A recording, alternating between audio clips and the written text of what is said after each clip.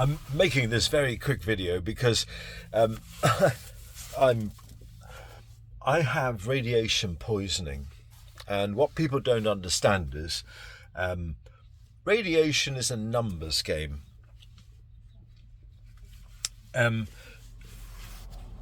Let's say that you can handle 100,000 units of radiation. Well, all the way up to about 50,000 units, you may not even notice that you're actually being radiated, okay? But later on, when you get to 60,000 units and 70,000 units and 80,000 units, you'll know about it, because that's what radiation poisoning does. It's a numbers game. So I could run this meter across your arm, and you could get exactly the same sort of readings as me, all right?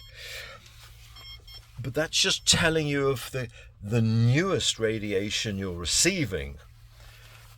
We're receiving the same radiation because that radiation isn't coming from me. It's definitely coming from outside, and it's how much we're getting now. In my past, I was in the army, and just down the road from us was a radio experimentation, masts poking way up into the sky. It looked weird because it was a pile of masts with a lot of rigging attached to it. But you know, that's basically next door to where my barracks were. And I then got a growth on my chest, and it was weird.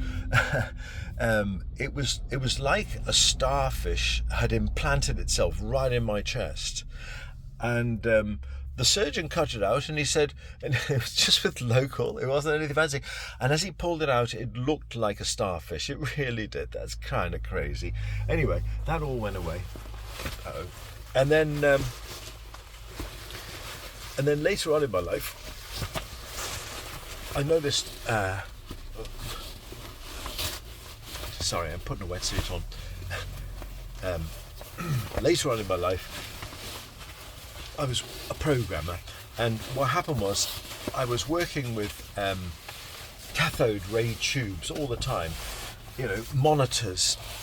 And then one day, Peter Hale brings in this monstrous great big monitor. And it was fantastic. I could read all my code, and it was great. Anyway, it radiated me. It burnt my face. It caused this pterygium here. I got burns all over me, and we knew immediately it was because of the monitor. Nothing else was happening. This is wintertime. So I got a massive dose of radiation then. And remember what I said at the beginning of this, it's all about numbers. I've already had the maximum amount of radiation people can survive. You're on the journey to that place. I have been irradiated so much.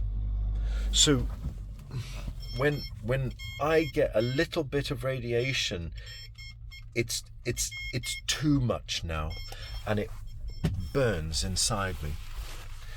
And that's the whole problem. So I'm trying to sort out how to solve this, and I have a feeling that if I can go for a swim, it'll work. Now I'm going to be switching my phone off to try to reduce radiation, but I am here. I'm here right opposite the place where my mum and dad are buried, and Shan and Honey, I think. Could be wrong. But I've got radiation poisoning, and that's what radiation poisoning does. It takes over your mind. You can't think clearly well. But I can think clearly well. I feel electromagnetic waves. I feel them. If anyone wants to validate that, then down at Jack Dusty's, I dance so amazingly. I love it. It's because I feel the electromagnetic waves. They're amazing, you know. I'm super fit. you know, those Marvel comics where someone gets radiated and that transforms them to have a better biology. You know, there might be some evidence in that, because I've been super fit and I just don't know where it is right now.